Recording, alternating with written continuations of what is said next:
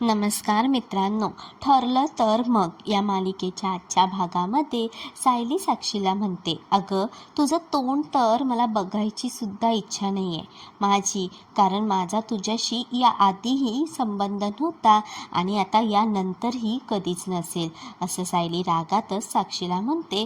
आणि साक्षी काही उत्तर न देता शांतपणे उभी असते. तिलासुद्धा आता अर्जुनचा आणि सायलीचा तेवढाच राग आलेला असतो, तेवढी चीड आलेली असते. आणि घरातील सगळेजण आता खोटारड्या साक्षीकडे रागात पाहू लागतात.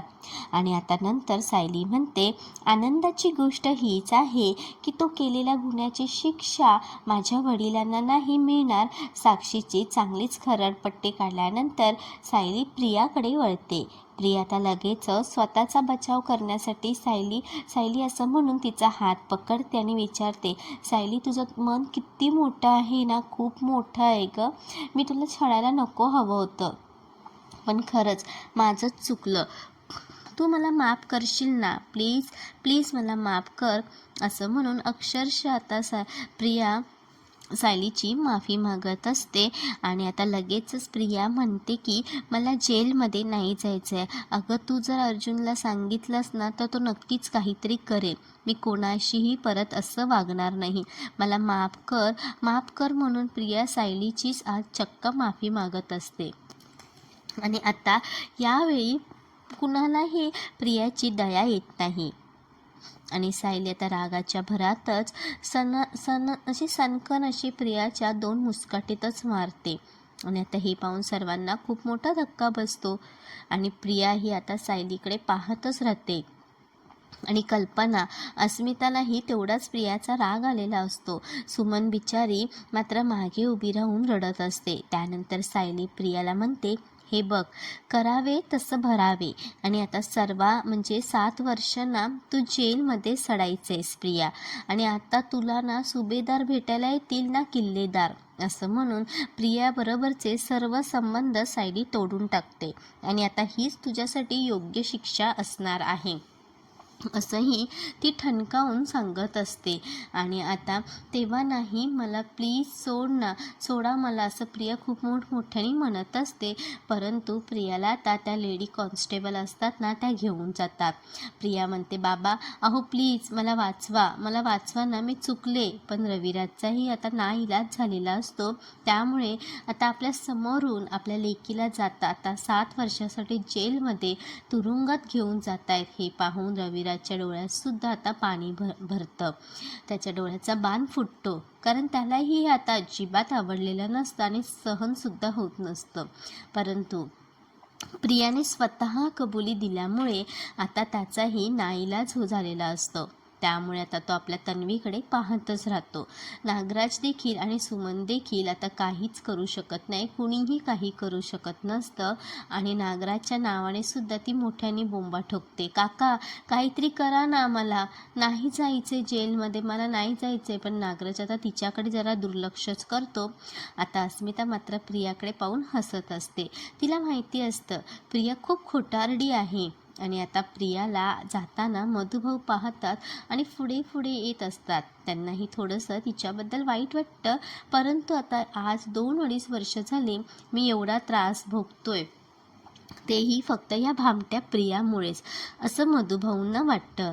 त्यामुळे ते तिथे आता जागेवरच थांबतात. आणि आता दुसरीकडे महिपत खूप चवताळलेला असतो. तो दामिनीच्या ऑफिसमध्ये येऊन राडाच घालतो. भली मोठी तो अशी सुरा काढतो आणि दामिनीच्या मानेवरच ठेवतो आणि म्हणतो, हे बघ, आजपर्यंत माझ्यातला बाप तुझ्यासमोर लोटांगण घालत होता आणि तुझ्या पायाशी सुद्धा पडला होता, पण आज लेकीच्या हातामध्ये हतकड्या पाहिल्या आणि आता त्याच्यातील जनावर जागं झालं आणि तेही आता ना पिसाळलंय. अगं तू काय स्वप्न दाखवली होतीस दामिनीबाई, माझी लेक सुटणार आणि पाटील जगात जाणार, त्याचबरोबर माझ्या लेकीचं रिसॉर्टसुद्धा उभं राहणार. अगं तू खोटं बोललीस माझ्याशी, तू महिपत शिकरेला फसवलंस.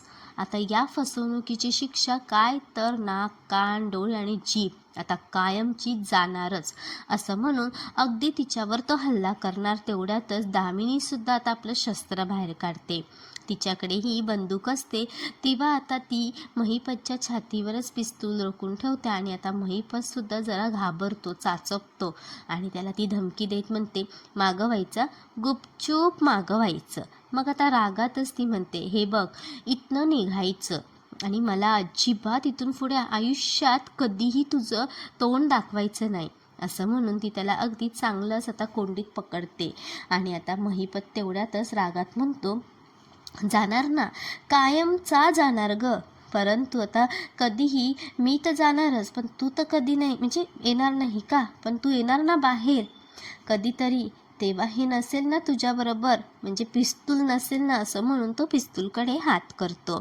आता कधीतरी तुझ्याकडे जेव्हा हे नसेल तेव्हा तू एकटी दुकटी रस्त्याने अशी फिरू नकोस, कारण कुठल्याही क्षणी अंधारातल्या कोपऱ्यातून हा पिसाळलेला महिपत तुझ्यासमोर येऊ शकतो आणि तुझी मान छाटू शकतो असं तो आता धमकी देत तशी ॲक्शनसुद्धा दाखवतो आणि त्या सूर्यानेच करून दाखवतो.